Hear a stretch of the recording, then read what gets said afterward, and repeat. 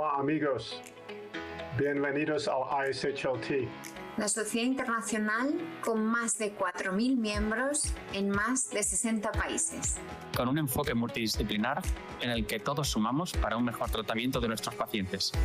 Una sociedad en la que elaboramos documentos que nos ayudan en el día a día.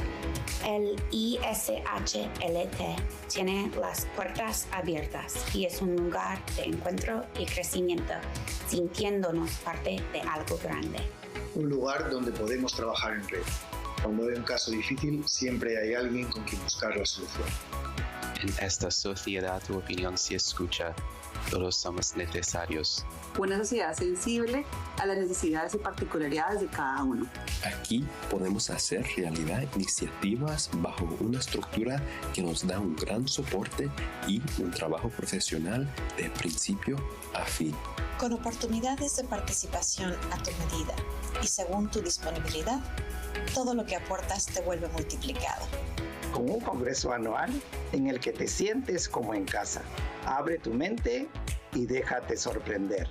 Y ahora tenemos la oportunidad de tener esto y mucho más en español. Únete a la ISHLT en español.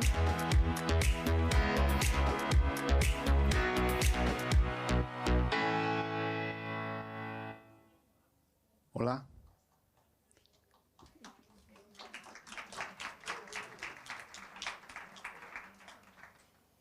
Hola, buenas tardes a todos. Es un placer que podamos continuar con esta actividad.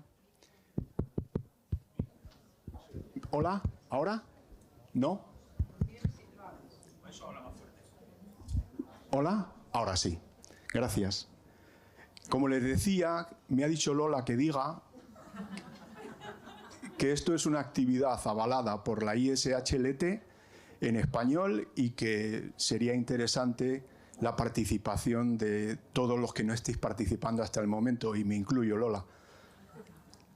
Bueno, vamos a dar paso a esta mesa que a mí me parece de las más interesantes porque cuando hemos vivido el trasplante de tantos años de evolución, hemos pasado de una serie de protocolos rígidos de inmunosupresión hacia una personalización de la inmunosupresión. Y por otro lado, nos hemos basado en el diagnóstico del daño estructural del corazón como objetivo y ahora, en este cambio de rumbo progresivo, estamos viendo a ver si somos capaces de anticiparnos a que ese daño se establezca. Entonces, mi nombre es Juan Delgado, para aquellos que no me conozcan, y conmigo está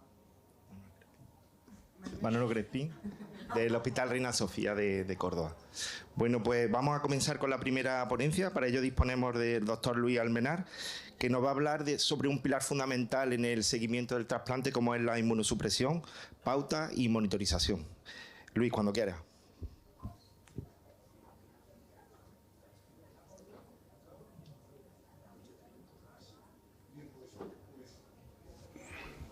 Buenas tardes a todos. Lo primero es agradecer las palabras que está diciendo sobre inmunosupresión Juan y Manolo, también a todos por estar aquí. También quiero felicitar a Lola, a José Cuenca y por supuesto a Marisa por haber organizado este primer simposium, que lo echábamos todos de menos, que esperemos todos que no sea el último, seguro que no, pero que no tarde tanto el segundo. No sé si cada 2 años o cada 1, pero todos lo estábamos deseando, y esto es gracias, como siempre, al esfuerzo de nuestros compañeros y en particular a Marisa, que no para. Entonces, bueno, vamos a... Claro, cuando te dan 10 minutos para hablar de inmunosupresión, pues no sabes qué decir, realmente no sé bien qué decir, así que he hecho una charla, ya que es un curso precongreso, como para la gente más joven, la gente que empieza. Los mayores, si queréis coger el móvil, lo podéis hacer, porque todo esto os lo sabéis. Entonces, ¿por qué es importante el rechazo? Bueno, pues por esto que pone aquí, a ver si esto ahí lo voy señalando, porque produce altas tasas de mortalidad. Aquí, como podemos ver en el registro español de trasplante de Paco, que creo que ha salido ya hacia su casa. Paco. Bueno, pues así le podemos echar... Bueno, pues ya ahora me ha dejado sin saber qué decir. Como sabéis, en esta gráfica del Registro Español de Trasplante, que se publica en la red, como sabéis, la causa más frecuente de mortalidad el primer mes es fallo agudo del injerto, y luego ya hay una mezcla de causas como son rechazo, infecciones, enfermedad vascular del injerto, tumores, todas ellas que tienen que ver mucho con la inmunosupresión, como sabéis. ¿Qué está pasando en el registro? Paco, atiende. Está con el móvil. Bueno, pues yo creo que hemos mejorado la inmunosupresión con los años y lo podemos ver aquí. Esta gráfica es muy interesante porque habitualmente veíamos que la supervivencia o la mortalidad era más frecuente al principio y que en esta fase sí que éramos capaces de reducirla, pese a que, como sabéis, los receptores son cada vez más malos, pero luego realmente las curvas eran muy paralelas. Aquí parece que en la última década, con respecto a la previa, se van un poco separando. Eso tiene que ver porque probablemente hemos mejorado también en el manejo de la inmunosupresión, que es lo que más tenemos después del posoperatorio inicial. ¿Qué damos en España? Pues aquí también se ve en esta tabla, y el último año todos hacemos lo mismo, porque si no nos saldrían estos números. Tacrolimus, todos. Micofederato mufetilo, todos. Inhibidores de la mTOR, al principio muy poco. Esteroides, todos. Y luego un tratamiento de inducción, como veis aquí, un poco más, un 75% anti-CD25, el basilizumab, no tenemos otro en este momento, timoglobulina también, tenemos casi un 6%, algunos un 17%, que es bastante, no dan nada, y un 1.2% que dan otros. Aquí podemos ver en el tratamiento de inducción los números que estaba comentando. Lo digo porque yo pensaba que había más anti-CD25, pero hay muchos que no. Hay un porcentaje importante, casi un 20%, uno de cada 5 sería, que damos timoglobulina. ¿Cuándo? Lo que hacemos nosotros, que supongo que todo el mundo hacemos poco más o menos lo mismo, cuando es un retrasplante, cuando hay un PRA por encima del 20%, cuando tiene anticuerpos preformados, junto con plasmaféresis, 5 sesiones a días alternos y al final rituximab y inmunoglobulina, pues ahí es cuando lo damos. Supongo que todos hacemos poco más o menos lo mismo. A veces hay gente que no da nada. Para nosotros ha sido excepcional. En algún caso de infección siempre damos algo, casi siempre. Y otros, supongo que sea el entuzumab, que nosotros no le hemos dado nunca, y en mi hospital, pues quizá los nefrólogos, que todos se lo saben, lo estén dando. Una cosa que se olvida, que me parece muy importante, es que parece que está sano esta inmunosupresión. No. Todos damos, creo yo, también el 100% metilprednisolona en la intervención, al final del trasplante. Yo creo que los primeros protocolos de Stanford decían entre 500 y 1 gramo. Si es muy gordo, dabas 1 gramo. Si es más delgado, pues dabas 500. Nosotros damos ya 1 gramo a todos porque ya es difícil saber. Como todo el mundo está gordo, así es más fácil. Lo digo porque también es un fármaco que hay que considerar como tratamiento de inducción por el efecto antiinflamatorio que tiene, como sabéis, tan potente. Y bueno, pues esto, cuando le he puesto eso al ChatGPT, que tengo muchas gráficas, el ChatGPT hace muchas gráficas, a mí me gustan estos dibujos, que tiene la ventaja que están bien y la desventaja que muchas veces se los inventa. Pero las he revisado todas, o sea que si luego la gente joven o quien quiera me los pide, yo se la paso. Están todas revisadas. Entonces, bueno, aconseja que, claro, si tienes alto riesgo inmunológico, ponle timoglobulina. Si tienes un riesgo intermedio, ponle anti-C25, pero si tienes bajo riesgo, puedes entrar directamente contra tacrolimus micofenolato y, por supuesto, el tratamiento que estamos diciendo de metilprednisolona, y no hace falta de basilizumab, que, bueno, pues tiene su cosa también, ¿no? ¿Y qué hacemos de mantenimiento? Pues aquí lo tenemos, aquí hacemos todos más o menos lo mismo. Esteroides, el 100%, prácticamente, micofenolato, el 100%, tacrolimus, el 100%. Otras cosas raras. No es tan sencillo, aunque todos demos lo mismo, la triple terapia, porque luego cada uno de estos fármacos tienen formas de presentación. Ahí, ya sabéis, tacrolimus, ahí se pueden dar Prograf, se puede dar Bagraf, también hay varias formas de la Bagraf, que sí cápsulas, que sí tecnología Meldose, la matriz está dispersa, el Enversus, que es el que llamamos, se puede dar intravenoso, antiproliferativos también se puede dar intravenosos, el everolimus yo creo que no. En mi hospital creo que no está, o por lo menos nunca lo he dado, y los esteroides pues sí que se pueden dar a dosis equivalente a la prednisona, que es lo que soléis dar la mayoría. Yo creo que solamente Córdoba y nosotros damos de Flazacor, o no sé si son nosotros, o bueno. Bueno, claro, sabemos que no son buenos los inmunosupresores, son fármacos tóxicos, intentamos minimizar. Tenemos ahí estrategias, hemos estudiado muchas cosas y más que seguimos estudiando, buscando un equilibrio siempre entre rechazo, infección y toxicidad. Bajamos el ICN muchas veces, reducimos el micofenolato, el everolimus al principio vino con mucha fuerza, con un fármaco muy potente, pero ya hace años que dijimos en nuestra cabeza, esto es un fármaco de segunda línea por los efectos que tiene, y también hay protocolos de retirada de esteroides. Bueno, como ya los conocemos mucho, tacrolimus, everolimus, esteroides y micofenolato, sabemos cada uno los efectos que nos puede producir. Cuando el paciente nos viene con algo, pues entonces le bajamos eso según el efecto secundario. Yo creo que todos hacemos lo mismo, intentando en la cabeza que la carga inmunosupresora total sea la misma, mantenerla, bajando uno, subiendo otro. Pero es un concepto efímero, como tantas cosas. Ahí, bueno, yo no sé cuánto será esto, pero si bajo esto, voy a subir otra cosa porque me quedo más tranquilo. Es importante que el médico se quede tranquilo. Muchas cosas las hacemos por eso. Yo lo digo muchas veces. Y aquí tenemos esta gráfica tan bonita también de qué modifico según efecto. Como sabemos, el tacro es una droga nefroneurotóxica y prodiabetógena, por supuesto. El micofenolato, citopenias o infecciones. El everolimus tiene muchos problemas, neumonitis, úlceras, lo sabemos. Y los esteroides, que tienen que ver también más con el problema de crecimiento en los niños y con la diabetes. Algunos estudios que hemos visto en la historia que han parecido muy interesantes, que fueron muy impactantes en su día, por ejemplo el tic-tac, un nombre curioso para este fármaco, que quería ver si la monoterapia con tacro era suficiente. Estos pacientes se trasplantaban y entre el primer y el segundo mes les quitábamos el esteroide, uno menos, y el segundo mes randomizábamos a monoterapia con tacro o a biterapia con tacro y con micofenolato, diciendo, bueno, esto parece un poco animal, no solamente con tacro. De hecho, bueno, no, de hecho, con monoterapia tuvo menos rechazos, aunque no fue significativo, que con la biterapia. Y dices, bueno, pero es que le están dando mucho tacro, claro, le dan mucho más niveles, estropeará el riñón y por eso está compensando el otro. Por aquello de la carga inmunosupresora total, bueno, pues tampoco, porque los niveles fueron los mismos y por supuesto, la creatinina, que tiene que ver tanto con el tacro, fue igual. Esos pacientes iban bien también. Hace poco, y hace 2 años, porque este es antiguo, sacó el tic-tac extensión. Bueno, esto de extensión me lo invento, pero bueno, quiero decir que sí, que han visto el seguimiento y entonces han visto que no hay diferencia entre los dos grupos. Da lo mismo dar tacro que dar tacro y micro. Claro, hay mucho cruce de pacientes.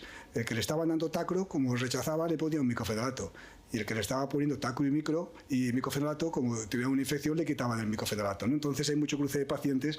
Pero bueno, entonces yo no sé si alguien da monoterapia, yo no, desde luego. Pero bueno, esta foto que me ha hecho cuando le he metido 2 artículos a este magnífico de ChatGPT, que también me he revisado, te dice el resumen de los dos. Pues si tiene poco riesgo, pues dale solo tacro. Si tiene un riesgo así, da tacro y tiene el micofenolato aquí preparado. Y si tiene más riesgo, pues dale los dos. Es algo a seguir también. Un día que queramos hacerlo, lo podemos hacer algún tipo de ensayo de esta forma. Parece lógico y salió bien. Hemos hecho más estudios de minimización en España. El doctor González Vilchez ahora sí que está atendiendo, ahora sí que lo veo. El doctor González Vilchez también publicó esto y todos los grupos realmente, aunque él lo hace magníficamente, vimos como, sí, poniéndole everolimus, quitando el tacro, mejoraba el riñón. Bueno, pues mejoraba poco, realmente. Casi daba lo mismo dejar el tacro a dosis bajas que a quitarlo y poner el tacro en su lugar. Sí que hubo más rechazos cuando quitabas el tacro y ponías el micofenolato, pero la P no fue significativa, pero lo hubiera podido ser, 0.07, con 38 pacientes pues, en cada rama, pues puede ser. Al final el resultado fue esto. Es lo mismo, pero si lo quieres cambiar, cámbialo pronto. Pero pronto fueron 5 años. Fue un estudio retrospectivo, quizá 5 años a mí me parece ahora mucho tiempo, pero quizás si lo quitas pronto, sí que realmente recuperes el riñón. Pero nosotros ya no quitamos nunca el tacro. Siempre damos los 3 a dosis más bajas, pero los 3. Y seguimos una regla de andar por casa, que no sé si sigue todo el mundo, la regla de los 5. Lo dejamos con 5 de tacro, con 5 de everolimus y con 5 de prednisona en vuestro caso. No sé, todo el mundo hacemos lo mismo. Esta regla en algún momento de la historia nos la inventamos a alguien y como es graciosa, pues ahí la hemos puesto. ¿Qué pasa con los esteroides? Bueno, pues también se han estudiado. Claro, este estudio reciente del año pasado de la SHLT, 17.000 pacientes, se dice muy pronto, pues analiza qué pasa con ellos si se dejan después del año. Y si se dejan después del año, lo que se ve es que hay peor supervivencia, hay más enfermedad vascular del injerto, hay más diabetes, hay más disfunción renal y hay más rechazo. ¿Tendremos que quitarlo? Pues no lo sé, también son estudios hacia atrás, pero según esto sí. Claro, la doctora Crespo ya se le había ocurrido algo así hace muchos años, porque lo otro que acabamos de ver del 25, ya en el 2009 ya dijo, a ver, vamos a hacer en España un estudio que está pasando con los esteroides, porque estoy especialmente preocupada por ese tema desde Galicia. Y entonces vio la encuesta que hizo que la mayoría de compañeros de grupos de trasplante entre el mes 6 y el 12 se plantean quitarlo en grupos específicos. Este fue el resultado de la encuesta y ya está. Nosotros que entonces lo hacíamos, luego no lo hacemos tampoco realmente, pero entonces sí que lo hacíamos y hacíamos varias biopsias después, anticuerpos antimiosina y otras cosas. Bueno, por supuesto, nos costó tiempo porque parecía que el everolimus venía con mucha fuerza en reconocer o quedarnos con la idea de que era un fármaco de segunda línea por los efectos secundarios tan problemáticos que tiene. Gastrointestinales, neumonitis, hematológicos, edemas y muchos. Esto me lo han dos compañeros míos que están en el hospital, doctor Ávila y el doctor Ayala, que están aquí delante, me han recogido estos datos para ver qué estaba pasando, qué pasaba en mi hospital a lo largo del tiempo desde el trasplante. Son 10 años, pacientes que han vivido están vivos más de 10 años, trasplantados del 2005 al 2015 para ver qué pasaba con los inmunosupresores, ya digo, en mi centro, no tienen por qué ser todos iguales. Y he visto que los esteroides lo damos siempre, que la sensación que tenía, el micofenolato lo bajamos, como pasa muchas veces. ¿Este es el tiempo que tengo? Y pues voy a ir más rápido, espera a ver si me sea más claro. Ahora me he perdido ya, me he puesto nervioso. Bueno, pues ya he acabado. A ver, bueno, vamos a seguir en bueno. Bueno, micofenolato sí que tiende a disminuirse. Oye, a ver. Más complicado es cuando hacemos trasplantes combinados, como sabemos, con riñón, pulmón, hígado o bien médula ósea. A veces hay datos sorprendentes en los pacientes con dosis muy altas de tacro, pero sin embargo niveles bajos y al revés. A veces es debido a más cosas, como decimos, mala absorción, problemas del metabolismo. Pues esto es un caso clínico que no voy a decir el caso, pero sí para decir, este caso era un paciente joven que tenía niveles muy dispersos de tacrolimus, los tomaba bien, la madre está encima de él, seguro que lo tomaba bien el chaval porque eran 18 años. Y al final hicimos un estudio farmacocinético. Y la idea que quería decir con todo esto es que cuando todo está bien y estable, el AC0 es útil, que es lo que utilizamos. Pero cuando hay inestabilidades o pasa algo raro, es mejor un estudio farmacocinético. Que es fácil, siempre que enfermería te quiera sacar los tubos cuando corresponde y ver que está expuesto al fármaco las 24 horas del día. En este caso, por ejemplo, cambiamos el Albagraf por Prograf. La biopsia para mí es el patrón oro. Nosotros tenemos el protocolo 9 el primer año y que hacemos unas 7 aproximadamente, la eco por supuesto. Biomarcadores que son súper útiles, el LT-proBNP, si hay rechazo, bueno, lo que pasa es que no son específicos de rechazo. Cualquier injuria, cualquier lesión, cualquier estrés va para arriba.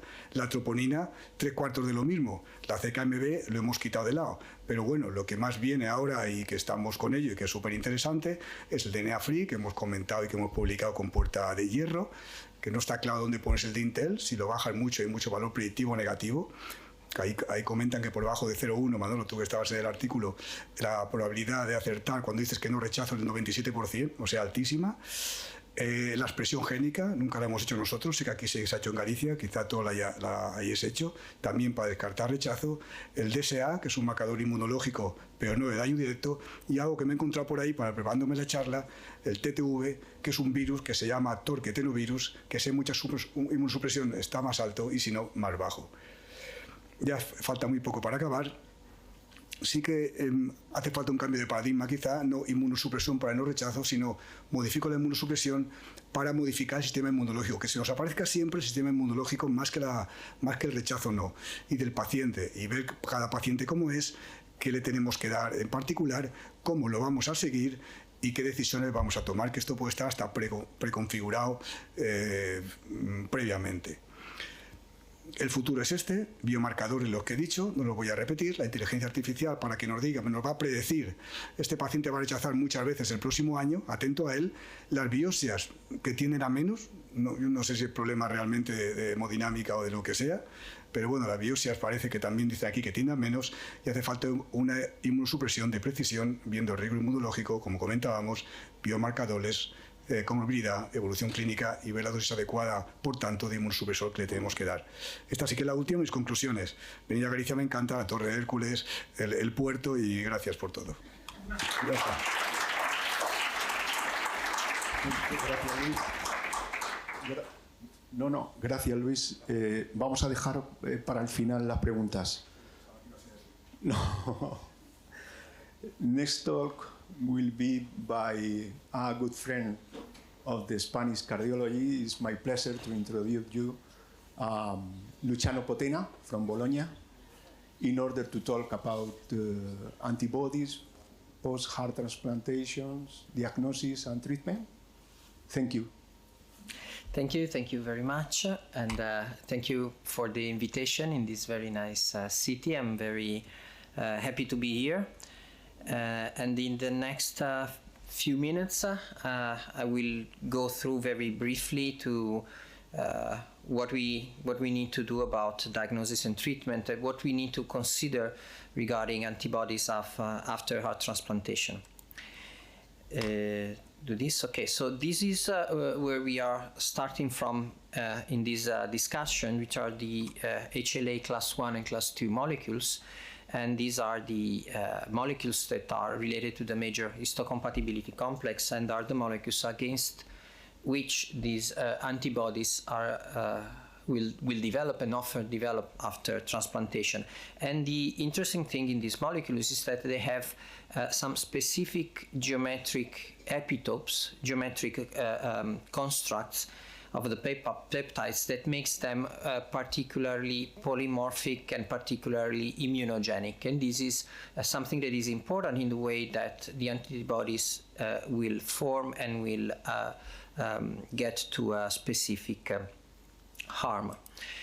So we know now that antibody-mediated injury can occur through very different mechanisms. Typically, we know that we have the antibody-mediated, the complement-mediated injury, which is related to the C1q activation by the antibodies that are binding to the endothelium, but then we have the NK activation of the monocytes. So we have a whole array of injuries that can happen to the endothelium, and these injuries may be mediated by molecules, by cells, and by other peptides. We know that there are different pathogenetic mechanisms of this damage, and we tried to have some specific therapeutic approaches according to which is the specific kind of damage. In particular, if we have complement activation, anti-complement antibodies can reduce the damage, but we now know that most of the cases we don't have complement activation, and in particular the most tricky cases are related to the chronic injury, antibody-mediated injury, and not by an acute injury mediated by complement activation, and is mostly based on leukocyte recruitment with a cellular infiltrate and endothelial activation. We can think that the roles of anti-HLA antibodies in heart transplantation is of different levels. So we can consider the antibodies to have a role as a risk stratification tool, and this is true in particular when we consider the pre-transplant antibodies, pre-transplant HLA antibodies, because they are stratifying the risk of rejection of the patients afterwards, and also they have an impact on the allocation. Then we have antibodies with a pathogenetic role, and we are assaying and we are looking for these antibodies when we have a clinical or histological evidence of graft dysfunction or antibody-mediated rejection on the biopsy. So in this case, we have a disease and we are looking for a mechanism of that disease, and we may find antibodies. So in those cases, when we find antibodies, they are related to the pathogenesis of what we are seeing, and then therefore it's one of the few cases in which we are confident in trying to establish some therapy. We are not confident in which therapy we are going to establish, but this is a case in which, okay, we have a rejection, we have antibodies, we need to remove the antibodies or do something. And then there is the role of the antibodies as a biomarker role, because it's not rare that we can find, if we look for them, we can find antibodies, donor-specific antibodies in patients who are apparently asymptomatic and who don't have any disease, any signs of graft dysfunction, any sign of rejection. I'm going through very quickly to these three approaches, these three phases of the DSAs in heart transplantation. And this is one important study that has been published several years ago by the group of John Kobashigawa, and they performed an analysis of the UNOS data showing that the CPRA, so we are not talking here about any specificity of the antibody, and we are not talking if they are DSA or not DSA, but just the calculated probability that these antibodies could be against the graft that will be allocated. So calculating this PRA, they were able to stratify the outcomes of patients when the calculated PRA was more than 15%. The risk of dying after transplantation was increasing. And interesting, you can see that we have a risk that is immediate, but also that continues during the course of the follow-up. Not all these antibodies are equal. These are also, again, quite old data from the kidney setting, and we know that if these antibodies are able to fix the complement, so in this case was the C1q assay, we have now other assays, they are more relevant than those who are not C1q assays. So this is an important point, and is important when we have a patient that is screened for transplantation, is listed for transplantation, the patient has a lot of antibodies. It's important also to try to understand if some of these antibodies or all of these antibodies are C1q binding, because this may make a difference in the way we want to allocate the organ. We would like to avoid the allocation of this organ. Then when we look at de novo DSA, so the DSAs that can come up after transplantation, they are associated to prognosis when they are also associated to histological damage. This is a retrospective single-center study, and here the authors are showing across the different combinations, so patient with biopsy positive and antibody positive with graft dysfunction, they had a worse prognosis, while all the other combination, the prognosis was not statistically significant difference. And this is, of course, not very long after transplantation. We know from other studies that some of the damage and most of the injury may occur much later with chronic allograft vasculopathy, but this is just to show you that when we have the association of DSA and rejection, this is the issues, and this is the face of the pathogenetic role of antibodies in rejection. And again, what we can say is that DSA per se, antibodies per se, are not enough, are not diagnostic of antibody-mediated rejection. And in particular, in this other study, Clerkin and co-workers, they try to consider, they analyze the sensitivity and specificity of antibodies towards the biopsy-positive antibody-mediated rejection, and they found out that DSA are not really sensitive. But when DSA are together with PMR, is more likely to have graft dysfunction, but also that the presence of DSA were associated to future development of antibody-mediated rejection. And in all these, only de novo class second DSA were predicted of graft loss. So this is telling here another story. So we knew that for pre-transplant antibodies, class 1 are more relevant because more often class 1 are complement binding antibodies. But when we consider the chronic antibodies, the antibodies that are coming up later after transplantation, mostly they are class 2 antibodies, and in particular if they are DQ, as we will see, this is the most dangerous kind of antibody. It's not all the antibodies are equal after transplantation, and we know that we may find out transient versus persistent DSA. And in this study, it was shown that there is a difference. So DSA can come up and then can go by their own, and can be probably they are false positive. And repeating the testing, it's possible to find out that they will they are associated to the subsequent graft loss if they are positive, but if they are transient, they are not associated to any outcome. Regarding the false positiveness of the test, this is an interesting study in which the authors reanalyzed the way that the bead is reacted, the bead reactivity pattern, and compared to donor HLA typing, and they were able to analyze and to find out what was a true positive or a true negative or a possible DSAs in this cohort, and these are kidney transplant recipients. I'm showing you this because when they were dissecting the more likely true positive antibodies, these antibodies were associated proportionally to the level of cell-free DNA in these patients, so to a marker of graft injury. And this was proportional to the MFI. You can see this in these two charts. But the antibodies that were likely to be false positives, they were not associated to donor-derived cell-free DNA. So this is bringing up another concept. We may not be able to dissect on a molecular basis which one is a true positive or a true negative, but we can associate the DSA that we find in an asymptomatic patient to other markers of graft injury. And if we find markers of graft injury like cell-free DNA, we will hear about cell-free DNA later, these may be relevant antibodies to monitor.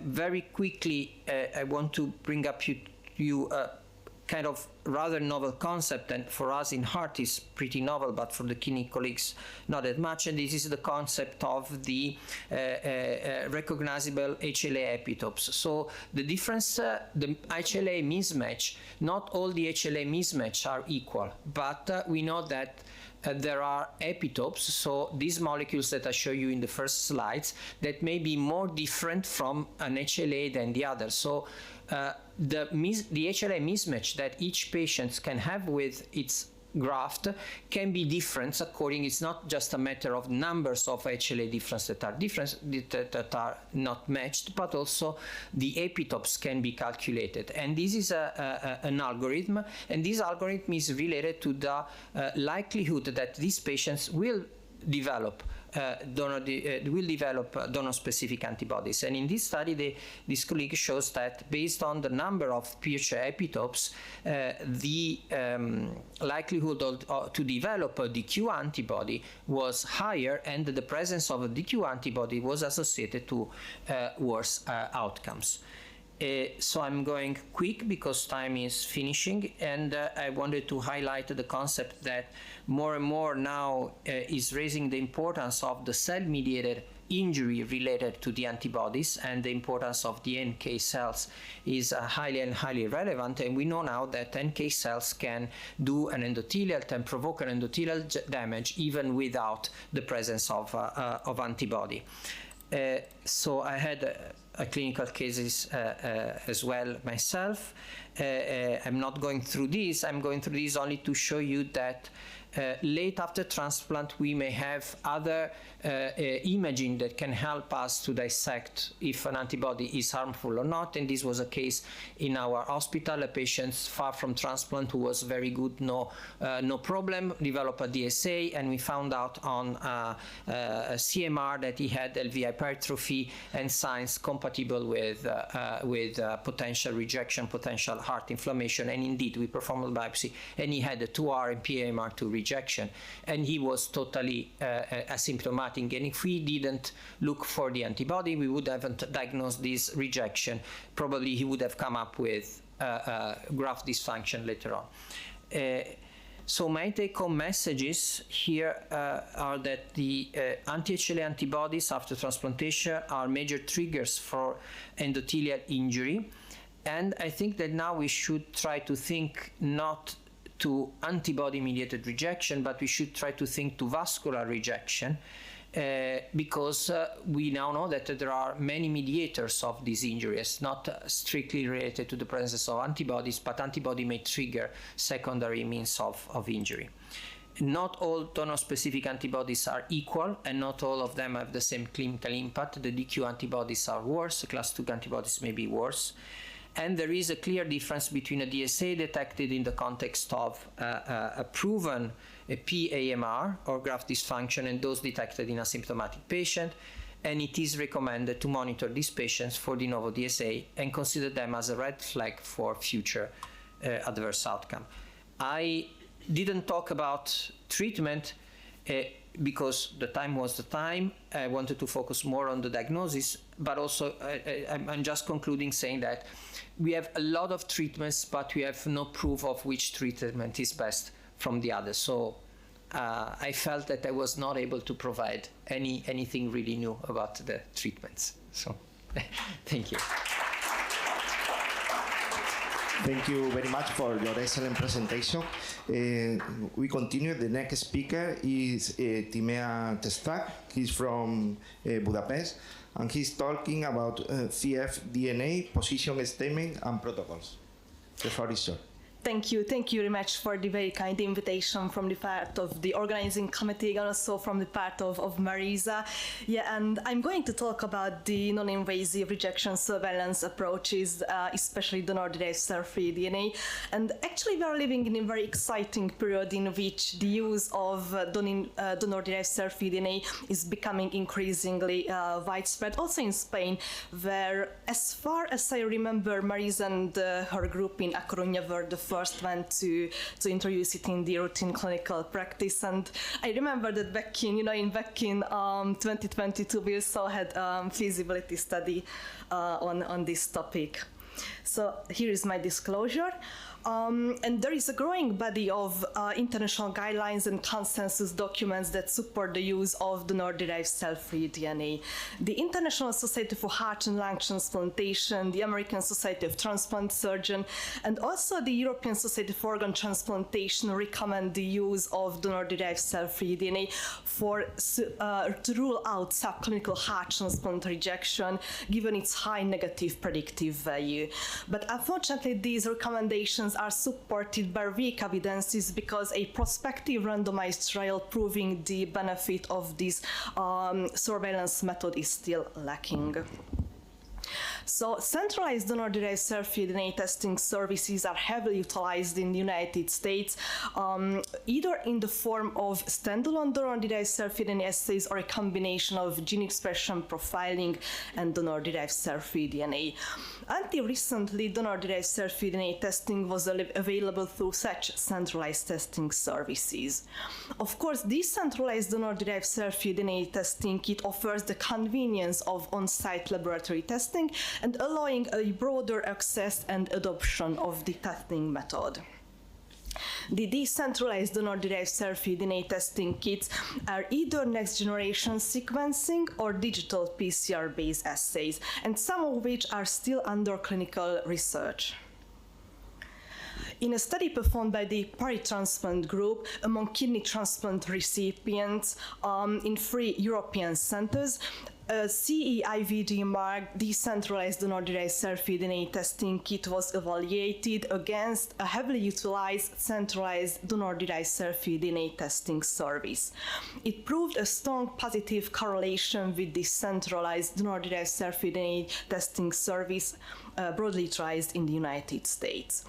And both tests showed a strong positive, strong association with rejection, and also good and similar discrimination to predict rejection. We also have a study which performed a CIVD-marked decentralized donor-derived cell-free DNA testing kit in 3 European centers and against manufacturer validation.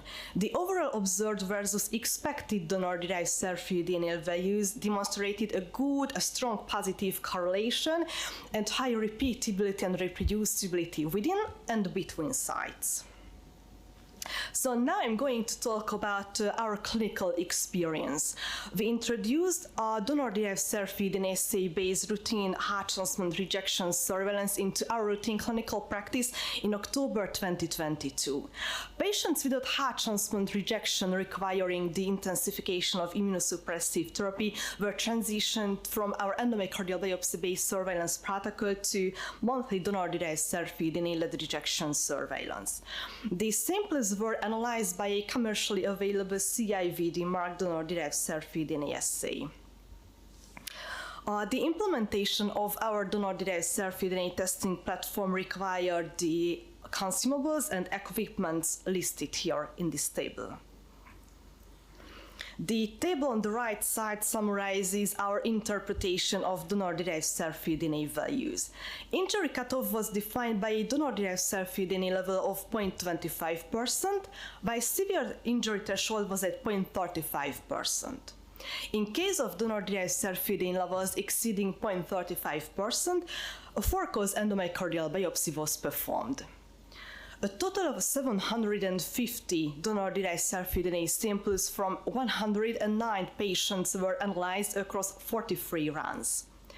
The fraction of donor-derived cell-free DNA levels remained low in most cases. 86% of routine surveillance endomyocardial biopsies that would have otherwise been performed were safely avoided.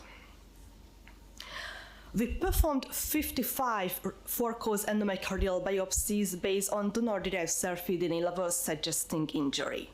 There were 16 endomyocardial biopsies which proved mild cellular rejection, 4 endomyocardial biopsies verified mixed rejection, and we observed 1 antibody-mediated rejection and 1 moderate cellular rejection. In 2 cases, sampling for donor-derived cell-free DNA was performed early within 1 month after heart transplant, where results corresponded to perioperative injury. And in 1 case, the elevation of donor-derived cell-free DNA could have been associated with de novo donor-specific antibody formation.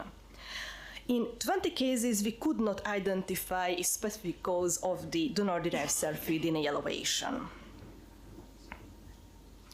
We observed 2 missed rejection episodes, and 26 patients were transitioned back to endomyocardial biopsy-based rejection surveillance. There were 2 mixed rejection episodes which developed after completing the donor-derived cell-free DNA-based rejection surveillance. And there were 4 deaths during the 733 days of follow-up. There was 1 sudden cardiac death which happened 70 days after heart transplant, where the donor-derived cell-free DNA value was negative and the patient had no prior history of heart transplant rejection. So to conclude, donor-derived cell-free DNA assays have been shown to be effective in ruling out acute rejection. Our data show the feasibility to analyze donor-derived cell-free DNA at the local level, which considerably decreases the need for routine surveillance endomyocardial biopsies. And with that, I thank you very much for your attention.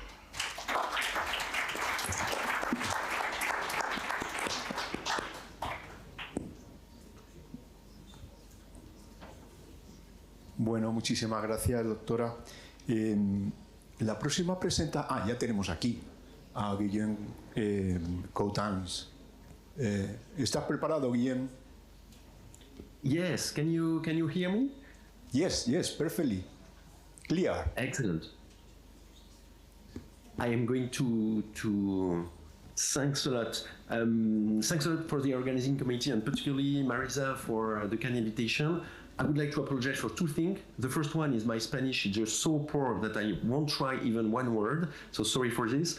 And the second point is that I would have liked to be there in person, but I was not able to make it, so I'm happy to present you remotely our result of a new molecular diagnostic tool for heart transplantation.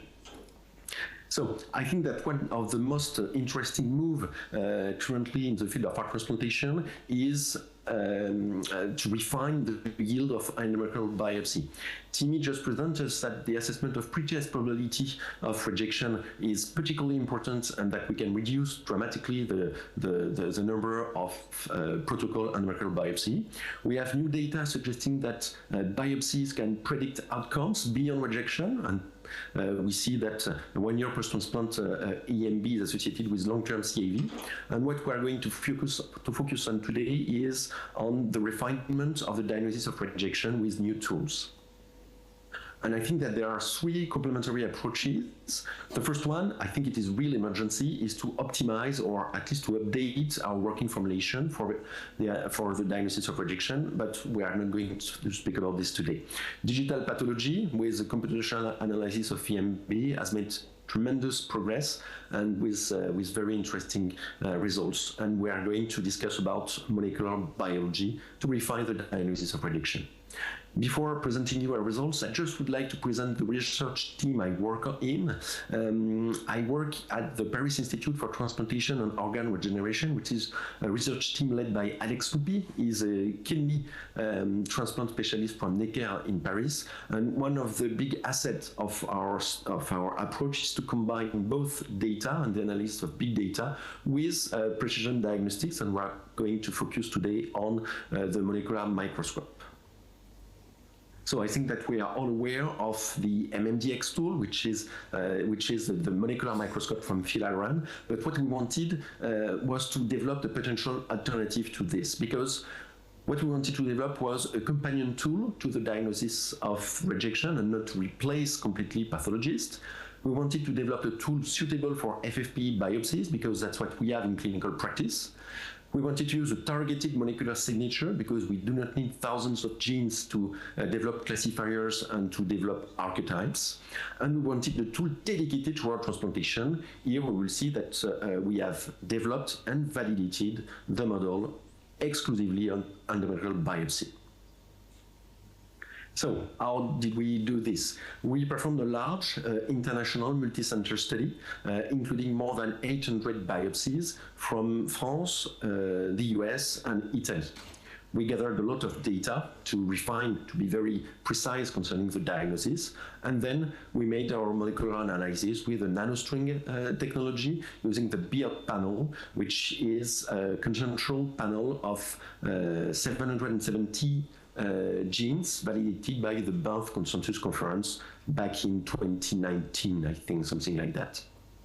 So I will present you in detail the results for AMR, and we will go much more briefly for the results concerning ACR. So the first step was the differential expression analysis of the transcript of interest, of the 770 transcript of interest. And here you can see AMR versus everything else. In the development cohort from the reference set, it's about 600 biopsies that you can see summarized here. Each point represents one transcript of interest. The transcript of interest on the right are overexpressed during AMR compared to everything else. On the other hand, the transcripts on the left side of the slide are downregulated during AMR. The higher the transcript, the higher the statistical difference, the statistical significance. What we can observe is that all usual suspects of transcript and pathways implicated in AMR are captured on this FFPE biopsy, and that is a strong message for the validation, for the biological validation of the tool. The next step was to develop a molecular model for AMR, and I present here a very simple model, which is a logistic regression, so the simplest model on Earth. And you can see that the output of the model was pathology AMR, yes or no, and the input to explain the yes or no disease was the 20 most differentially expressed genes observed in the first part of the analysis. And you can see that you can see the results here in the validation cohorts, both the internal and external validation cohorts, and you can see that this AMR model is well discriminated on the left side, and is also well calibrated on the right side of the slide. Interestingly, we observed a stepwise increase in the molecular score with increasing severity of the rejection as assessed by the pathologist for AMR. And of course, we have some discrepancies between the two diagnoses. The concordance rate is about 80%, so meaning that we have 20% of cases with discordant diagnosis between histology and molecular diagnosis, and we are currently working on a deeper analysis of these discordant cases. So, more briefly for the ACR, because it is absolutely the same, the gene expression analysis, a selection of the 20 most differentially expressed genes, a logistic regression to predict the occurrence of ACR on the pathology. And you can see that the model is, the discrimination is excellent with AUC above 0.8, and the calibration is also excellent on the right side of the slide. As for AMR, we observed a stepwise increase in the ACR molecular score with increasing pathology severity of rejection. That is very important for the clinical validation of the tool. And we observed also around 20% of discordant cases that we are going to analyze. So these first steps have been published in the European Heart Journal at the beginning of the year, and we are now moving to the clinical application. And for this clinical application, we first developed a molecular report, which is a dedicated automated molecular report for each new biopsies that are sent to our center. I will guide you through this molecular report. You can see on the top some information regarding the sample, then information regarding the RNA quality, because it is important to have some technical aspect and technical validation. Then you have the gene expression-based probabilities, the scores that I just described you, and you can see that for this case we have a relatively low score for AMR around 32%, but a very high score for ACR, close to 100%, so very, very high. Then you have PCA for a graphical representation of the new sample, which is in green among the previous sample, including in the development cohort of the reference set. Then on the right side, we have the histologic diagnosis of the 25 nearest neighbors from a molecular point of view. And then we have now the detailed pathway analysis to be able to go with more detail regarding the analysis of what is currently going on in this anatomical biopsy. What we recently finished was to validate the results of the molecular analysis in an interventional trial, and it was a duet trial. I don't know if you remember this. It was a single-arm open-label trial from Sears with eculizumab treatment for 2 months for high immunological risk transplantation. We compared this, we matched this patient with 20 patients from the Paris group with a similar immunological risk. And in previous publications, we have been able to report a significant decrease in the occurrence of AMR after transplantation for patients treated with eculizumab. And interestingly, that's something that we have been able to confirm and validate using the molecular tool that we developed. And you can see that during the 2 months course of the eculizumab treatment, for patient in blue treated with eculizumab compared to patient in orange treated with standard of care, which was PLEX and IVIG with NATG induction, you can see a dramatic decrease of the AMR molecular signals while patients are on eculizumab. But we can go a little further compared to the pathology analysis and analyze deeply each pathway that is down expressed compared to the control group, and that is very interesting to try to understand how this works and how this prevents AMR in the biopsy. What are the next steps? Right now, we are working on unsupervised classification with the development of archetypes, but compared to the Alliance archetypes, we wanted to involve a lot of transcript of interest and not to stay on the molecular score. So that's a lot of work, but we have a nice result. Hopefully, I will be able to present to you these results in the next few years. We are also working on longitudinal analysis because we want to demonstrate the kinetics of the molecular signals before rejection and particularly after rejection, to be able to correlate this with the pathology prognosis. As discussed during the presentation, we're working on these discrepancies. They are very interesting, and we perform an immunofluorescence multiplex on the biopsy to better characterize the immune infiltrate and to explain these discrepancies. And in the next years, but not now, we will work on the prognostic impact and the therapeutic impact of this molecular tool. As a conclusion, I would say that HistoMX, which is the name of our molecular tool, is a validated companion tool for the diagnosis of cardiac allograft rejection. It is suitable for FFPE, MB, and I think that it is a major asset for clinical application, and it minimizes also the costs. The major next development steps, we discussed them, it's unsupervised classification, discrepancy, and longitudinal analysis. One of the big difficulties that we have, and we have a lot of work to demonstrate the clinical utility, and that is the most important step. And it is particularly important in order to develop and validate this tool to expand our collaboration. And I would like to thank particularly Dr. Crespo, Dr. Ferrero, and Dr. Potena. I know that they are probably in the room, and that's really great to be able to start collaborating with them on this topic. And with this, I would like to thank you for your attention and to thank also Alessia Geraputo, which is the researcher who worked a lot on the development and validation of the tool. She's currently in Boston, and we hope to be able to get her back in Paris next year. Thanks a lot for your attention. Thank you very much for your excellent presentation. The question we'll do at the end of the session. Para continuar, contamos con la doctora Sonia Miravet del Hospital Santa Creu y Sant Pau de Barcelona, y nos va a hablar sobre un tema complejo y determinante en el seguimiento del injerto. Cuando quiera, Sonia. Bueno, muchas gracias por la invitación. Felicitaciones en primer lugar por la reunión, porque la verdad es que creo que debería de ser una reunión a la que todos los residentes de cardiología deberían de asistir, ¿no? Porque creo que hace un resumen muy amplio de todo el proceso de valoración, trasplante, con lo cual, para tenerlo en mente.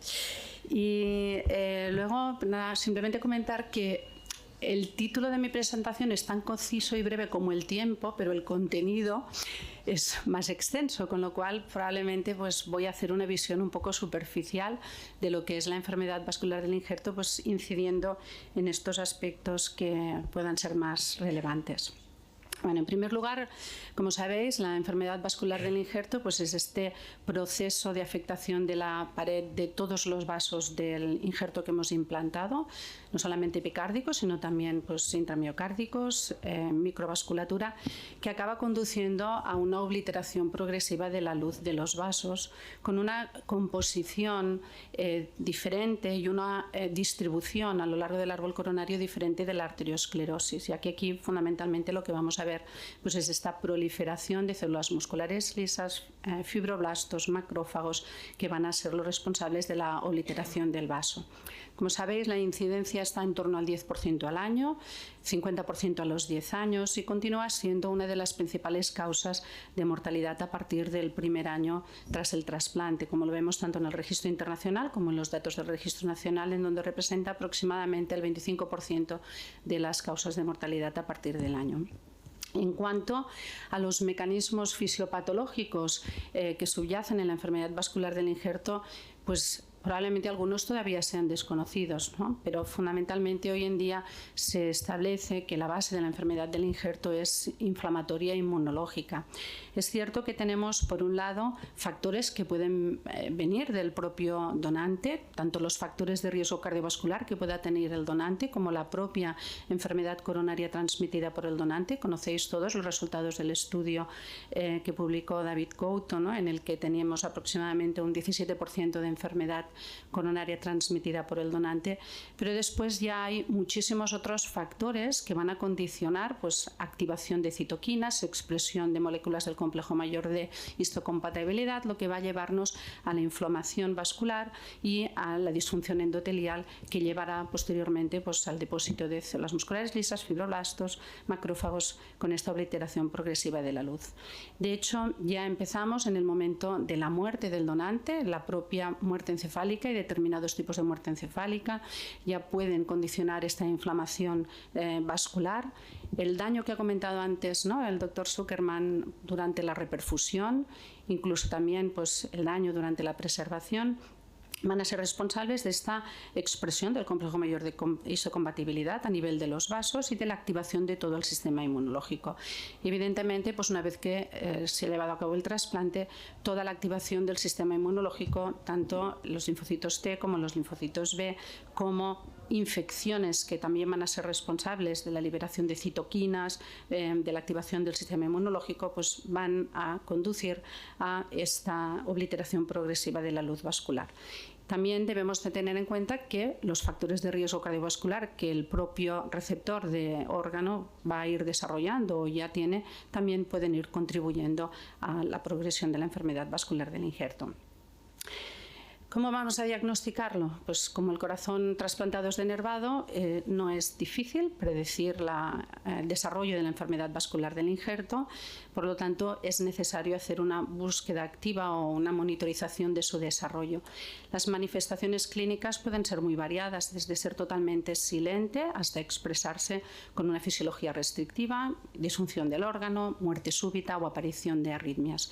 Y las recomendaciones en la Sociedad Internacional de Trasplante es que el diagnóstico se realice mediante la coronariografía, y de hecho la clasificación de la enfermedad vascular del injerto en la Sociedad Internacional de Trasplante se basa en los hallazgos de la coronariografía, severidad y tipo de arteria coronaria principal o secundaria que esté afectada, incluyendo en los grados más severos la disfunción ventricular y la fisiología restrictiva, con lo que englobamos también la afectación de la microcirculación. Pero es verdad que la coronariografía pues, no nos da información sobre la pared vascular, de manera que las técnicas de eco intracoronario y OCT nos van a permitir diagnosticar más precozmente la enfermedad vascular del injerto, ya que nos permiten analizar la pared vascular, la morfología de la placa, la presencia de la enfermedad transmitida por el donante y también, como sabéis, pues hay estudios que han demostrado que hay una correlación entre los hallazgos del eco intracoronario, no solamente en las fases más precoces al mes del trasplante, sino también los hallazgos al año, que van a tener una correlación con mortalidad, con eventos y con el desarrollo de enfermedad vascular del injerto. El OCT está emergiendo como una técnica con una mayor resolución en la caracterización de la placa y también parece ser que con un impacto pronóstico. Pero todas estas técnicas son técnicas invasivas, algunas de ellas de alto coste, con lo cual para ir repitiéndolas de manera regular a nuestros receptores de trasplante cardíaco puede ser que en ocasiones no sea la mejor estrategia de monitorización. Y esto hace que se hayan analizado múltiples exploraciones no invasivas con la intención de poder hacer esta monitorización y detección precoz de la enfermedad vascular del injerto.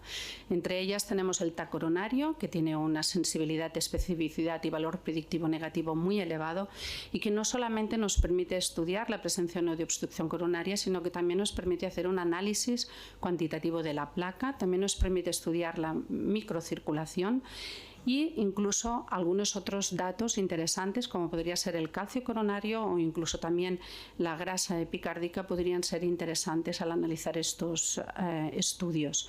La resonancia magnética también ha demostrado que la retención tardía de gadolinio tiene correlación con la EBI y los estudios de perfusión podrían aportarnos información sobre la microcirculación y la exploración que últimamente está teniendo una mayor trascendencia es el PET, ya que parece que es la exploración no invasiva que permite tener una mayor utilidad para la predicción de enfermedad vascular del injerto y también con un impacto pronóstico.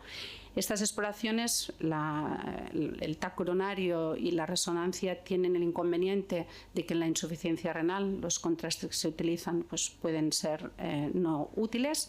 Tradicionalmente el TAC coronario se ha indicado que la frecuencia cardíaca elevada podría ser un inconveniente en la interpretación de las imágenes, pero la verdad es que en los estudios que se han publicado se puede analizar prácticamente casi el 100% de los estudios, con lo cual en principio pues, no parece que sería, excepto la insuficiencia renal, limitaciones importantes. Y en cuanto al PET, la limitación más importante es el coste y también probablemente la interpretación. En cuanto a los biomarcadores, ha habido un gran esfuerzo en intentar encontrar biomarcadores que nos pudieran detectar precozmente la enfermedad vascular del injerto, biomarcadores dirigidos a todos los diferentes procesos que están implicados en el desarrollo de la enfermedad vascular del injerto. Pero de todos ellos parece que el único biomarcador que podría ser interesante para poder identificar o anticiparnos al desarrollo de la enfermedad vascular del injerto son los anticuerpos donantes específicos de novo.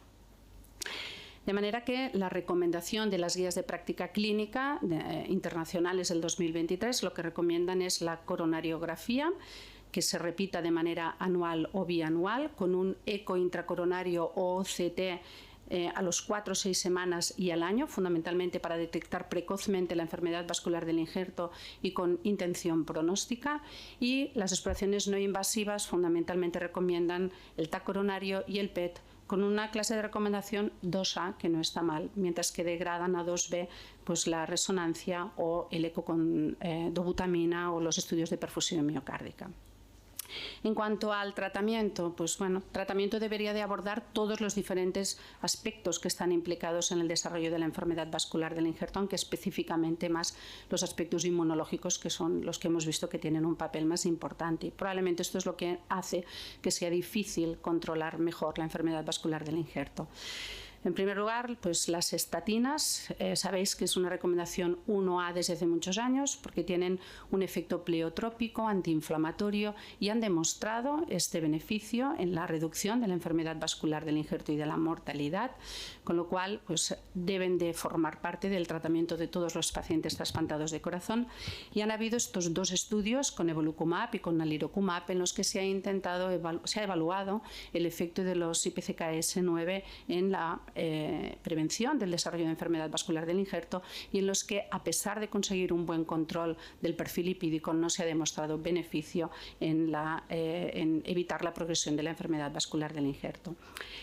Forma parte de la prevención del desarrollo de la enfermedad vascular del injerto el buen control de los factores de riesgo cardiovascular. Los pacientes trasplantados son pacientes con una prevalencia importante del control de riesgo cardiovascular y aunque no está estudiado de forma específica, se recomienda que las LDL deberían de estar por debajo de 100 miligramos por decilitro, incluso por debajo de este valor en pacientes que tuvieran muy alto riesgo cardiovascular.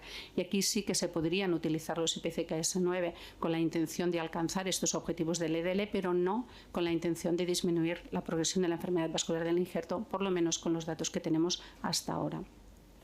En cuanto al tratamiento con antiagregantes, pues es cierto que no está bien establecido. Disponemos de este estudio, que es un estudio observacional en el que se analizó en una cohorte unicéntrica pacientes que estaban recibiendo o no tratamiento antiagregante tras el trasplante y se vio que aquellos que recibían tratamiento antiagregante tenían una menor mortalidad y menor incidencia de enfermedad vascular del injerto con grados más avanzados, y las recomendaciones de las guías consideran razonable, pero con una clase de recomendación baja, 2B, el uso de antiagregantes para la prevención de la enfermedad vascular del injerto. Y en marcha está el ensayo clínico Aerial, en el que randomizan a los pacientes tras el trasplante a placebo, aspirina o clopidogrel, y en el que se va a hacer un estudio sobre la progresión de la enfermedad vascular del injerto angiográfica y con eco y OCT.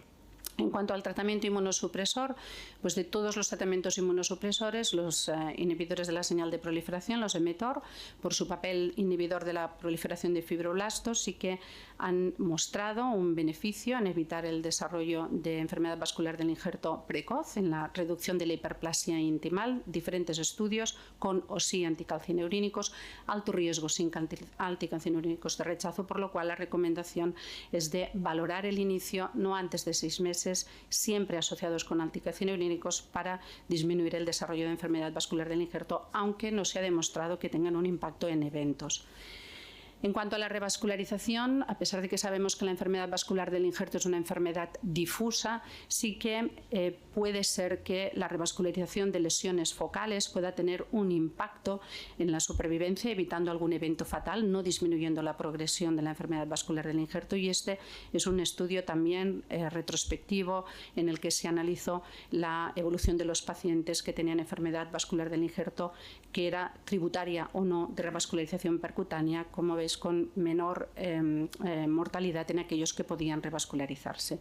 Y por último, el retrasplante, que sería el tratamiento definitivo, que continúa siendo una indicación muy minoritaria, solamente el 3%, y que parece ser que sí que hay determinadas condiciones, como sería la presencia de disfunción ventricular o esta fisiología restrictiva, en la que sí que probablemente el retrasplante tenga un beneficio adicional, no solo en aquellos pacientes con enfermedad coronaria documentada. Para concluir, simplemente pues que la enfermedad vascular del injerto es un proceso progresivo, fundamentalmente mediado por mecanismos inmunológicos e inflamatorios, que continúa siendo una de las principales causas de mortalidad a partir del primer año, que es impredecible y que requiere una monitorización, y que la coronariografía continúa siendo el gold estándar. Probablemente IBUS y OCT son recomendados para la detección precoz y por su información pronóstica. La monitorización no invasiva a partir del primer año, probablemente con TAC o PET, puede ser útil en estos pacientes. La prevención continúa siendo la estrategia que hoy en día debe de ser más útil, ya que una vez que aparece va a continuar progresando. Debe de incluir las estatinas. El tratamiento inmunosupresor, probablemente los mTOR podrían ser los fármacos más beneficiosos en este sentido, aunque tiene muchos efectos secundarios. Recomendar, yo creo que aunque con dudas, ¿no?, la revascularización de lesiones focales y que el tratamiento para pacientes, el retrasplante para pacientes seleccionados. Gracias. Solo probaba si funcionaba. Perdóname que te he hecho entender que te estaba cortando. Nada más lejos de mi intención, Sonia. Please, Luciano, come here, please. Luis, and also Timea. Guillaume is here. Yes. Rápidamente, Sonia, ¿suscribes la indicación de clase 1 del IBUS para detectar la rápida progresión de la enfermedad vascular del injerto y por su marcador pronóstico?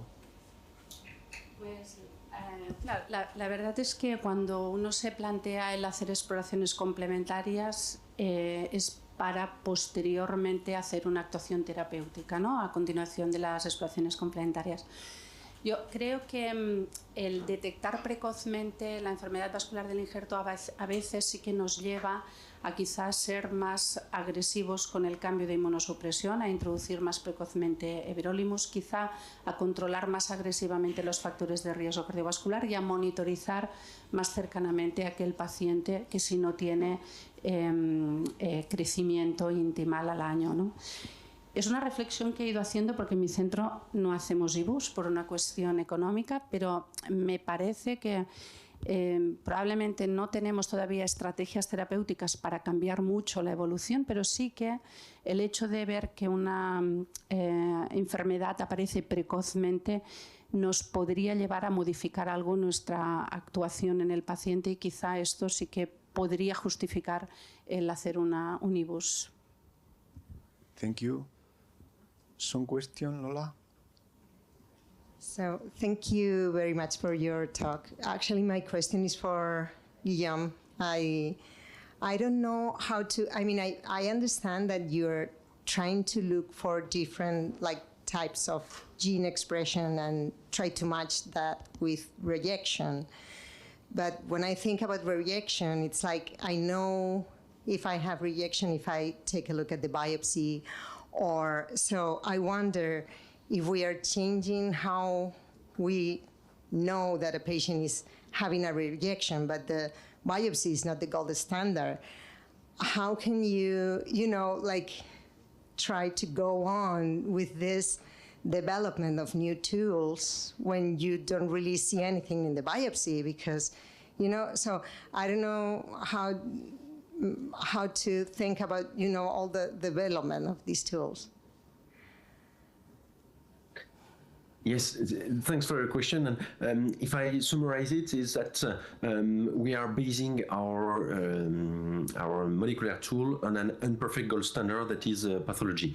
But at the end of the day, we had as a first step to rely on something to develop these tools. And I agree that pathology is imperfect, but it has been our gold standard for more than 40 years. And I think that there's still a lot of value in the pathology diagnosis. This first step was important to validate the tool, and I must confess that we had some kind of selection bias in the biopsy we analyzed, because the no rejection group are really pristine biopsy from patient will never make rejection during follow-up, and AMR and ACR was clear-cut cases with central review, but interestingly we have been able to include all the landscape of rejection, and it works very well. The next step, which is very important, is to try to get rid of the pathology view and to rely mostly on the, and I would say even only on the molecular signals. And that is not so easy to perform because there is quite a lot of noise and it is difficult to analyze different biopsies from different centers with different diagnoses. So we have to normalize and to select dozens or even hundreds of transcripts of interest for the archetype analysis, but I agree with you that considering the imperfect gold standard that is pathology, that trying to build on pathology is difficult, and we are really at that step to redefine completely based on the molecular analysis. Thank you. A question, Guylaine, thank you for staying with us. And there are two questions for you. First is, we all know the limitations of the actual way to reading biopsy. So it's now time to any biopsy that we perform should be done with molecular pathology information. And the second is it the same that you have in Paris, that is in paraffin in tissue, just the same that field hyaluron that is needed to frozen tissue? Are the results the same? Yes, thank you, Marisa, for the question. Yes, totally. We work on paraffin biopsy, and I think that it is one of the biggest assets of the tool that we develop, because it is really fine for a direct clinical application. We do not need additional biopsies for fresh tissue. We do not need all this difficult conservation of fresh tissue via air inhalator or fresh frozen, which is much more difficult. So that's an interesting point. And I cannot remember your first question. The first question is, any biopsy we do should have pathology molecular information?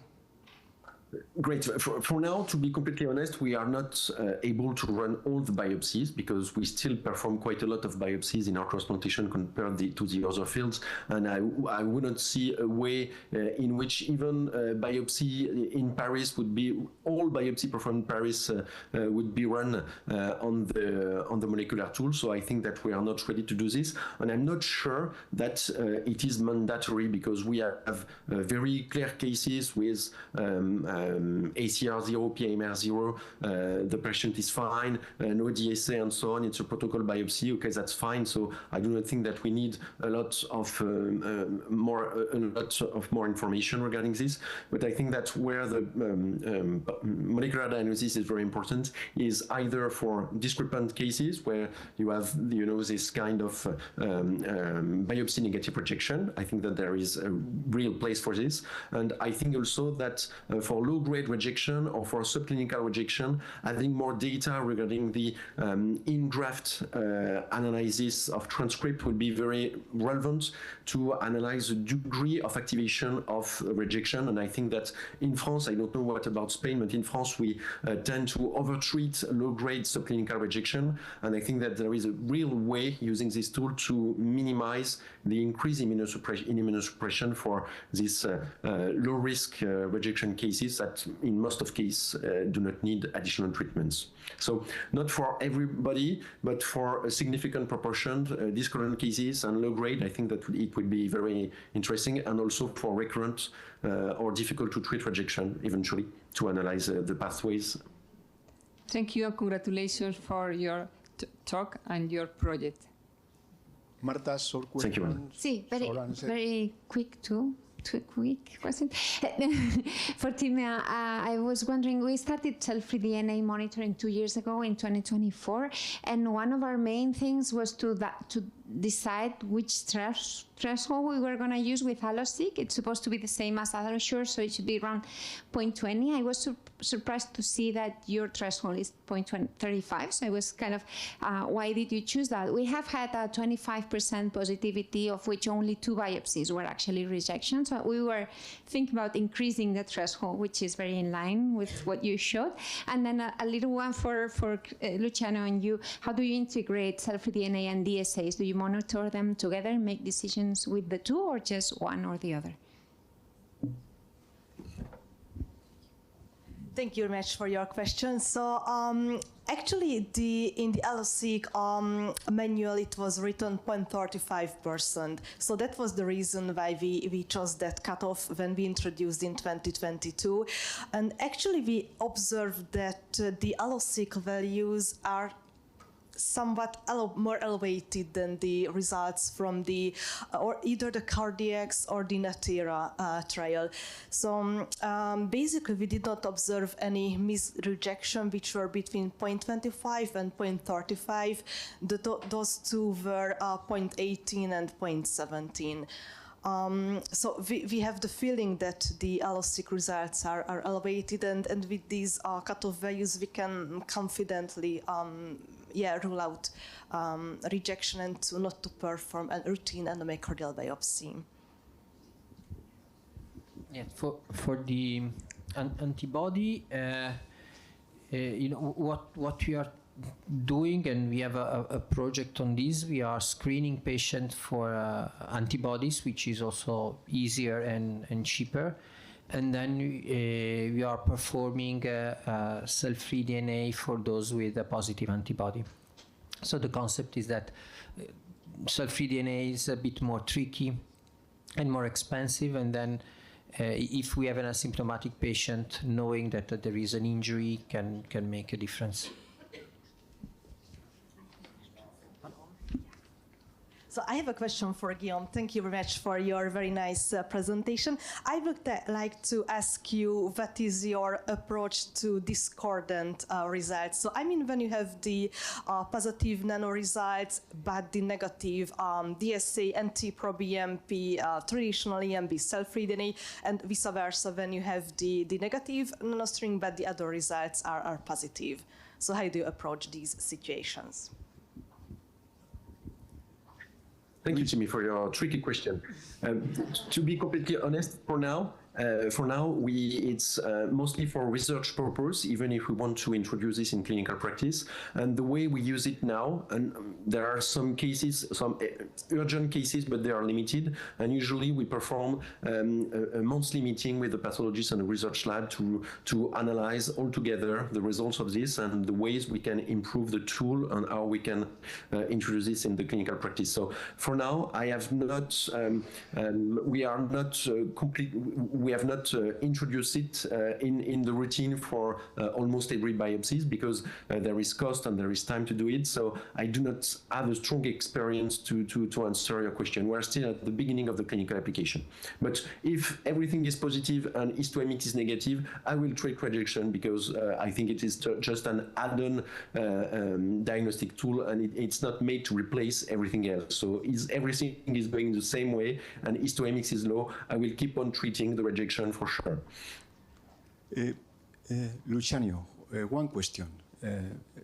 As a clinical practice, should we treat antibodies, or should we treat graft injury and any kind of graft injury? For example, in your presentation, the case is MRI with edema and hypertrophy.